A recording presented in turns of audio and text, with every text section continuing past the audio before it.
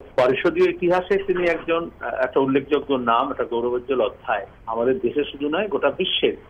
এবং যে দক্ষতার সঙ্গে তিনি পরিচালনা করেছেন বিধানসভাকে এবং যে ন্যায়ের পথে, আইনের পথে, সংবিধান মেনে। তার থেকে বড় কথা হচ্ছে তিনি শ্রমজীবী মানুষের, খেটে খাওয়া মানুষের পাশে সারা জীবন দাঁড়িয়েছেন। নিজের পেশাগত দিক থেকেও সেদিকে নজর না দিয়ে যারা মিথ্যা মামলায় জর্জরিত হয়েছে সে 60-এর দশকের গোড়া থেকে, বা পার্টি কর্মী বা শ্রমজীবী মানুষ, ট্রেড ইউনিয়নের কারণে কৃষক, সাধারণ গ্রামীণ মানুষ, তাদের পাশে তিনি দাঁড়িয়েছেন আইনি পরামর্শদাতা হিসেবে, আইনি সহায়তা নিয়ে। তার পাশাপাশি সবচেয়ে বড় আমি উপকৃত হয়েছি, আমরা দেখেছি কিভাবে ধর্মনিরপেক্ষতার এক ধ্বজা উঠতে ধরে তোলার চেষ্টা করেছেন যুক্তিবাদী মন নিয়ে, এবং একেবারে একটা বামপন্থী মার্ক্সবাদী দৃষ্টিভঙ্গি নিয়ে।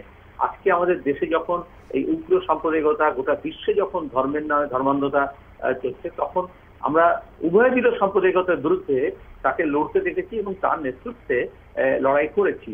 সেজন্য আমি তার পরিবারের একজন না হলেও কমিউনিস্ট পার্টির নিয়মে যেরকম হয় একজন পারিবারিক সদস্য হয়ে গেছিলাম, তার স্নেহ ধন্য হয়েছি এবং পাশাপাশি তার কাছ থেকে অনেক কিছু শিখেছিও। দুর্গাপুজোর পরেই 10 মিনিট আগেই আমাকে উনি ফোন করেছিলেন, আমি ওনাকে ফোন করেছিলাম যে শুভেচ্ছা জানাবার জন্য।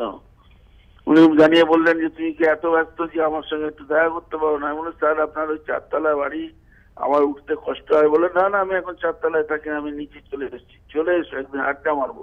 সবসময় কি রাজনীতি করে ভাল লাগছে নাকি? কত গল্প করা যায়।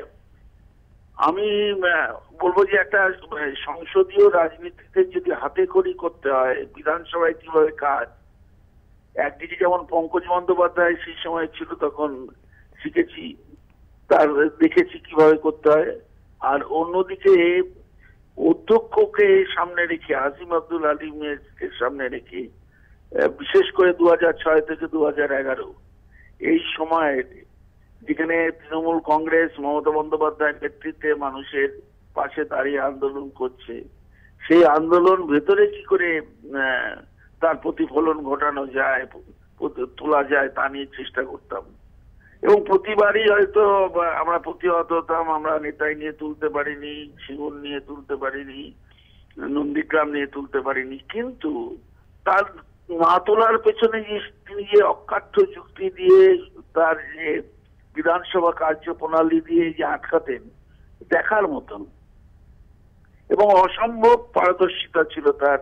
অধ্যক্ষ হিসেবে আমি তো বলবো যে আমি তো বেশি অধ্যক্ষ দেখিনি, কিন্তু ওনার সঙ্গে ঘুরেছি, হায়দ্রাবাদে গেছি, কোথাও গেছি, ওনার প্রতি একটা সম্মান, অধ্যক্ষ হিসেবে সম্মান কিন্তু তিনি অর্জন করেছিলেন।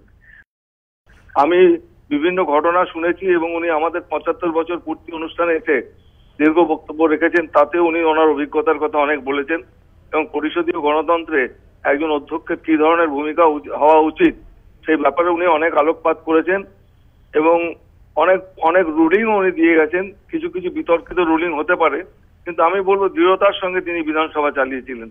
একজন অধ্যক্ষ হিসেবে বিধানসভা চালাতে গেলে পরে কিছু কিছু দৃঢ় সিদ্ধান্ত নিতে হয় এবং সেরকম সিদ্ধান্ত উনি নিতে পিছপা হতেন না। কারোর ভালো লাগতে পারে, কারোর ভালো নাও লাগতে পারে।